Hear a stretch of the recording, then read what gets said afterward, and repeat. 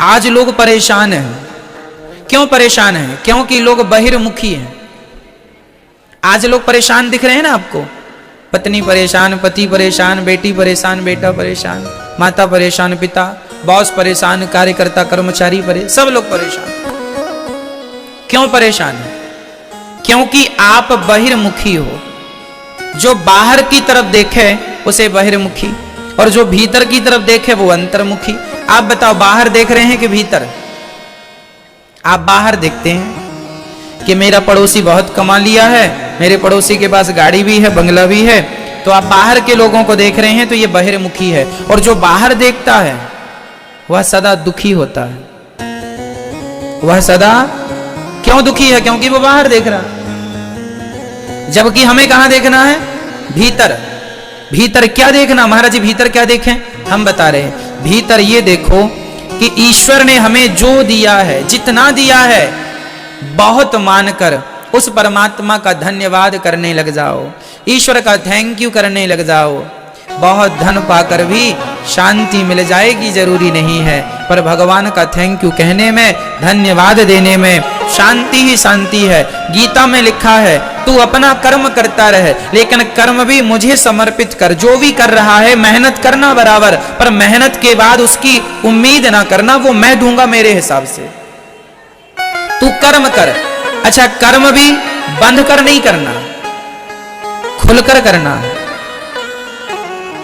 क्या? कैसे बंद कर खुलकर?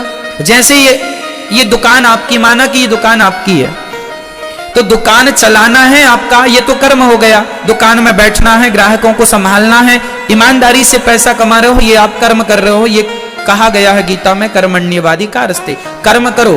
पर भगवान कहते हैं कि तू दुकान चला, कर्म कर, पर तू ये ना सोच कि आज कितना प्रॉफिट आएगा, कितना नहीं आएगा। वो मैं बैठा हूं देने के लिए, मैं ग्राहक भेजूंगा, मैं तेरी दुकान चलाऊंगा। कहीं भी तुम बैठे रहो, भगवान तुम्हें भूखा नहीं रहने देगा, ये विश्वास रखो। तो कर्म करो, फल भगवान देंगे, पर उस कर्म को भी तुम अपना ना समझो, वो दुकान को तुम अपनी ना समझो। ये समझो कि ये दुकान भगवान की है, ये समझो कि सारी संपत्ति किसकी है? भगवान की। और ईश्वर ने हमें एक कर्म करने का एक कार्य दिया है, सो हम कर रहे हैं। ये दुकान भी मेरी नहीं है, इसका प्रॉफिट भी मेरा नहीं है। शायद ईश्वर ने कुछ उद्देश्य की पूर्ति के लिए हमें प्रॉफिट दिया है, हम वो करें। हम उस चीज से अटैचमेंट ना रखें। दुख कब आता है? जब आप ये मान लेते हैं ये दुकान मेरी है। अब दुख आएगा क्योंकि आपने अपना मान लिया। और आप ये भाव बनाते कि ये दुकान भगवान की है, तो आपका अटैचमेंट नहीं होता उससे, क्योंकि आप ये मानते भगवान की है। मेरा मान लिया तो अटैचमेंट आ गया, और यही अटैचमेंट आपके दुख का कारण बनता है। और आपने ये मान लिया कि ये भगवान की है, तो वो है आपकी, उसे कोई उठा के नहीं ले जा रहा, लेकिन आपका जो एक अटैचमेंट था उसके प्रति वो कम हो गया। अब आपका अटैचमेंट भगवान के प्रति ज्यादा होगा कि प्रभु ये सब आपकी है। फिर आप दुकान की तरफ नहीं देखेंगे, भगवान की तरफ देखेंगे। प्रभु इस दुकान से आप मुझे रोटी देते हैं, मेरा चूल्हा इस दुकान से चलता है। अब आपकी मर्जी कि मुझे चूल्हा जलाना, मेरी रोटी आएगी, मैं रोटी खाऊंगा कि नहीं, आपकी मर्जी। हम भगवान की तरफ देखें, भगवान देखेंगे कि हमारे लिए क्या जरूरी है, क्या जरूरी नहीं है। और आप लोग क्या करते हैं? भगवान को साइड कर देते हैं, डायरेक्ट आप दुकान के बॉस बन जाते हैं। मेरी दुकान है, तेरी दुकान है, तो फिर घाटा भी तेरा होगा, फिर बाढ़ा भी तेरा होगा। और भगवान की दुकान है तो घाटा बाटा भगवान जाने, हम तो भगवान की रोटियां मस्ती से खाएं, जो भी है परमात्मा उन्हें सौंप कर खाते रहें, खुश रहेंगे। जीवन में जो चिड़चिड़ापन, जीवन में जो दुख है, वह दुख आपके जीवन में, काम आप वही करेंगे, लेकिन जरा सा विचार बदल देने से आपके उसी काम में आप रिलीफ हो जाएंगे, आनंदित हो जाएंगे, आपको सुकून मिलेगा, अच्छा लगेगा। कई लोग बहुत टेंशन में रहते हैं। टेंशन किस बात की है? इसी बात की तो है कि ये दुकान मेरी है, ये काम मेरा है। काम को आप ईमानदारी से करो, काम खूब करो, पर मेरा है इस भाव से नहीं, भगवान का है इस भाव से। केवल भाव बदल रहा हूं मैं आपका। काम मेरा है इस भाव से नहीं। काम किसका है? बोलो, काम किसका है? अच्छा ये बताओ, सच्ची बताओ। आप कहते हो ये दुकान मेरी है, ये काम मेरा है, तो क्या सच्ची में वो काम आपका है? ऑलरेडी वो भगवान का, लेकिन आप मानते नहीं है। जबरदस्ती मेरा मेरा घुसेड़े पड़े हैं, मेरा मेरा मेरा में कुछ भी नहीं है आपका, फिर भी मेरा है, जबरदस्ती का। जो रियल है, सच्चाई है, वो मैं आपको कह रहा हूं। ये भाव से काम करिए जीवन में, सब भगवान का है।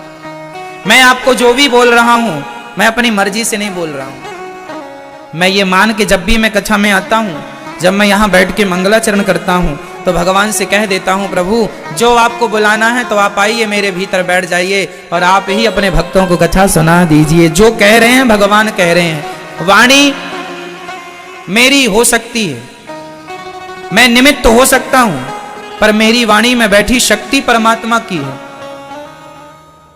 मैं बैठा हूं कठपुतली की तरह, बाकी क्या बोलना है, कैसे बोलना है, वो भगवान बुला रहे हैं। आप लोग भी यहां अपनी मर्जी से नहीं बैठे हैं, भगवान की प्रेरणा हुई आपको, तब आप यहां आए हैं। कहते हैं बिहारी जी की महफिल को बिहारी जी सजाते हैं, और वृंदावन वही आते हैं जिन्हें बिहारी जी बुलाते हैं। बुलावा आया तो आप आ गए। तो आप ये बिल्कुल ना समझो कि आप यहां अपने से आए हैं, यहां आए नहीं है, बिहारी जी ने आपको बुलाया है। सच्ची बताएं, हम अपनी मर्जी से चलते नहीं हैं, हमें भगवान चलाते हैं। कोई भी काम भगवान कराते हैं ना, तो वो हमारे और तुम्हारे द्वारा करा देते हैं, निमित्त हमें और तुम्हें बना देते हैं। एक बार मुझे बहुत अच्छे से याद है, एक बार मैं एक मंदिर गया, मंदिर दर्शन करके मैं लौटा तो बाहर एक भिखारी था। बहुत पुरानी बात है ये, पर वो बात बहुत पुरानी है, पर वो आज तक मुझे याद है, और वो बहुत कुछ सिखा के चली गई बात, जरा सी बात। एक मंदिर का दर्शन करके मैं लौट रहा था, मंदिर के बाहर एक भिखारी बैठा था, तो मैं 10 रुपए निकालकर उस भिखारी को मैंने दिया। और जब मैं भिखारी को पैसा देके मैं 4 कदम आगे बढ़ाया, तो जानते हैं उस भिखारी ने क्या कहा? उस भिखारी ने मंदिर की तरफ देखा और भगवान से बोला, वाह विधाता, तुझे ख्याल था कि मैं भी यहां बैठा हूं। आज मुझे भूख लगी थी, पर कुछ नहीं मिला। आज तूने मुझे सोने नहीं दिया भूखा, देख तेरी मेहर है, तेरी कृपा है। मैं सुन रहा था दूर से, समझ गया मैं कि मैं 10 रुपए देने वाला नहीं हूं। परमात्मा ने ही मुझे प्रेरणा दी कि बेटा ये भूखा है, जरा इसे 10 रुपए दिए जाना। भगवान का काम भगवान ही करते हैं, तुमसे हमसे करा लेते हैं। हम ये अहंकार पाल के बैठ जाते हैं कि हमने पेट भरा, किसी का हमने नहीं भरा। अरे हमने दिया, हमारे अंदर देने का जो भाव जागा, वो देने का भाव जगाया किसने? ईश्वर ने। इसका अर्थ यही है कि मैं किसी का पालनहार नहीं हूं। यदि हम किसी का पालन कर रहे हैं तो परमात्मा ही चाह रहे हैं तुम्हारे द्वारा इसकी सेवा हो, इसलिए हो रही है। परमात्मा करने वाले हैं, हम और तुम निमित्त बनते हैं, ईश्वर के कठपुतली हैं। इसलिए समर्पण कर दो उसी परमात्मा के, प्रभु मैं आपका तो हूं ही, आपकी तो हूं ही, तो फिर पूरा हो जाऊं ना, पूर्ण रूप से हो जाऊं। इसी को बोलते हैं आत्मसमर्पण। जब व्यक्ति ये मान लेता है, कई लोग कहते हैं ना कि मुझे नहीं जानते हो, मुझे नहीं पहचानते हो, अरे मैं ये हूं, मैं वो हूं, मैं इतना करता हूं, मैंने इतनों का पेट भरा, मैंने इतनों के चूल्हे जलाए। ना जी, तुम नहीं करते हो, तुम्हें ईश्वर ने निमित्त बना रखा है। ईश्वर ने तुम्हें लाखों लोगों में चुन लिया है, तो ईश्वर का धन्यवाद दो कि और किसी को नहीं चुनकर ईश्वर ने आपको चुना है, इसलिए आप उसकी कृपा के योग्य हैं। ये तो धन्यवाद दीजिए उस परमात्मा का कि सबको ना चुन के उन्होंने आपको चुना। क्यों? लेकिन हम लोग अहंकारी हो जा रहे, हमने देखो ये कर लिया, हमने वो कर लिया, हमने वो कर लिया। मूल बात को समझते नहीं लोग। क्यों जी? सही है, अभी के अभी प्राण निकल जाएं तो बताओ हम क्या कर लेंगे? किसी का वश है प्राणों में? किसी की जान पहचान काम आएगी? एक सज्जन बोले मेरी तो मंत्रियों से सारी जान पहचान है। मैंने कहा अच्छा, प्राण निकल जाएंगे तो मंत्री लोग कुछ सोर्स लगा पाएंगे? क्यों जी? चलेगा किसी का कोई पहचान? इसलिए अकड़ नहीं, अहंकार नहीं, एटीट्यूड नहीं, विनम्रता के साथ भगवत शरणागति कर लो। ये तुम्हें मनुष्य का शरीर बहुत मुश्किल से मिला है। ये जो तुम व्यर्थ गवा रहे हो, बहुत मेहनत, तुमने बहुत पुण्य किया होगा किसी जन्म में, तब कहीं जाकर ये मनुष्य का शरीर मिला है। इसलिए हम कहा करते हैं कि शरीर मिला है तो राम नाम सुखदाई, भजन करो भाई, ये जीवन 2 दिन का। ये तन है मिट्टी का ढेला, ये तन है मिट्टी का ढेला, बूंद पड़े गल जाई, भजन करो भाई, ये जीवन 2 दिन का। ये तन है फूलों का बगीचा, ये तन है फूलों का बगीचा, धूप पड़े मुरझाई, भजन करो भाई, ये जीवन 2 दिन का। आग लगे जल जाई, भजन करो माई, ये जीवन 2 दिन का। बूंद पड़े गल जाई, भजन करो भाई, ये जीवन 2 दिन का।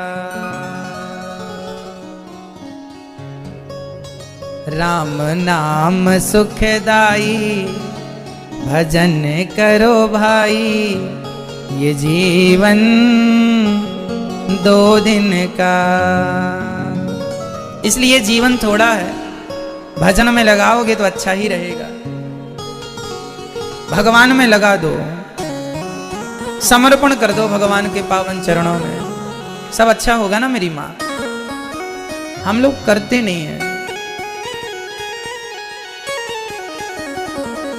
तो भगवान सत्य हैं, चित्त सबके भीतर हैं, आनंद के सागर हैं। ऐसे भगवान जो विश्व की उत्पत्ति पालन संहार करने वाले हैं, ऐसे भगवान को हम राधा सहित उन्हें नमस्कार करते हैं। यम प्रव्रजन्तमनुपेतमपेत कृत्यम, द्वैपायनो विरह कातरया जुहाव, पुत्रेति तन्मयतया तर्वोऽभिनेदुस्, तं सर्वभूत हृदयं मुनिमानतोऽस्मि। सुखदेव भगवान का जन्म हुआ, जन्म लेते ही भगवान का भजन करने चले गए। सुखदेव जी बाद में आए, जब उन्होंने व्यास जी ने कुछ श्लोक लिख के भेजे तो वरहा पीडम नटवर वपुः कर्णयो कर्णिकारम, भगवान बड़े सुंदर हैं। सुखदेव जी ने सोचा होगा कोई सुंदर, पर जब ये सुनाई पड़ा कि अहो वकेयम स्तनकालकूटम जिघांसयापा यदाप्यसाध्वी, लेभे गतिम धात्र्युचितां ततोऽन्यं कम्बा दयालुं शरणं ब्रजेम। सुखदेव भगवान ने जब सुना कि भगवान इतने दयालु हैं कि वो पूतना जहर पिलाने आई और भगवान ने उसका जहर पीकर उसी कृतार्थ कर दिया। भगवान जितना दयालु मुझे लगता है कोई नहीं होगा। भगवान इतने दयालु हैं मेरी माँ कि कितना भी बड़ा पापी चला जाए वो भगवान से कह बस दे कि प्रभु मैं आपका हूं, मुझे स्वीकार कर लो, बस इतनी बात कह दे तो भगवान स्वीकार कर लेते हैं। भगवान ये नहीं देखते कि आप कौन है, आपने पाप कितने किए हैं। विभीषण आया, राम जी से हाथ जोड़ के बोला मैं आपका हूं, राम जी ने गले लगा लिया। जबकि आप बताओ आज दुश्मन का भैया आपके संग आए तो आपको ये संदेह बना रहेगा दुश्मन का भाई है, कभी भी विश्वासघात कर देगा। लेकिन आप भले विश्वास ना करें, पर भगवान ऐसे हैं कि वो अपने भक्त पर आंख बंद करके विश्वास कर लेते हैं, वो विश्वास कर लेते हैं। वो ये नहीं सोचते कि बाद में क्या होगा, विश्वास है, सुग्रीव पर विश्वास कर, गले लगा लिया। ऐसे दयालु, जब ये सुखदेव भगवान ने सुना कि इतने दयालु हैं,